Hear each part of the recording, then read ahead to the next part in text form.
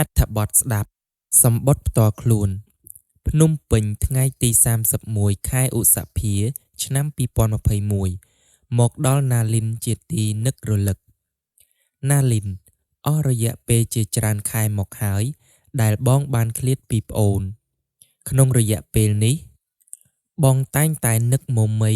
មកដល់ប្អូនជានិច្ចរាត្រីនេះបងគេងមិនលក់សោះទើបបងខិតខំរកពាក្យពេចន៍មកសរសេរសម្បត្តិនេះណាលីនតើប្អូននឹករលឹកដល់បងដែរឬទេហើយសុខទុក្ខយ៉ាងណាដែរបើប្អូនមានសេចក្តីសុខបងសប្បាយចិត្តខ្លាំងណាស់ចំណែកបងវិញ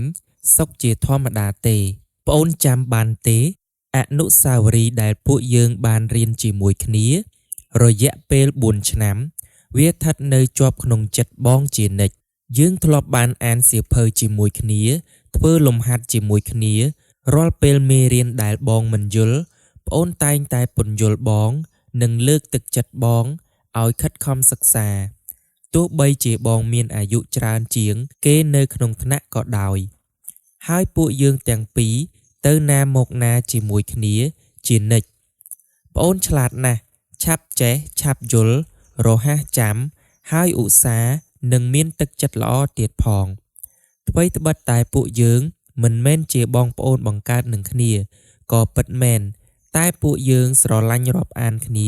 ដោយបងប្អូនបង្កើតអញ្ចឹងម្យ៉ាងវិញទៀតឆ្នាំនេះបងមានអាយុ14ឆ្នាំច្រើនជាងប្អូន1ឆ្នាំយប់ជ្រៅណាស់ហើយបងសូមបញ្ចប់អក្ខរាត្រឹមនេះចុះចុងបញ្ចប់នេះបងសូមឲ្យណាលីននិងក្រុមគ្រួសារបានជួបតែសេចក្តីសុខគ្រប់ទិវារាត្រីពីបងស្រីរបស់ប្អូនរីណាសំណួរ 1. តើសម្បត្តិនេះជាប្រភេទសម្បត្តិអ្វី 2. តើអ្នកសរសេរសម្បត្តិប្រុសឬក៏ស្រី 3. តើអ្នកទទួលសម្បត្តិប្រុសឬស្រី 4. តើអ្នកសរសេរសម្បត្តិមានអាយុប៉ុន្មាន 5. តើអ្នកទទួលសម្បត្តិមានអាយុប៉ុន្មាន 6. តើអ្នកសរសេរសម្បត្តិនិងអ្នកទទួលសម្បត្តិស្គាល់គ្នាក្នុងរយៈពេលប្រហែលប៉ុន្មានឆ្នាំ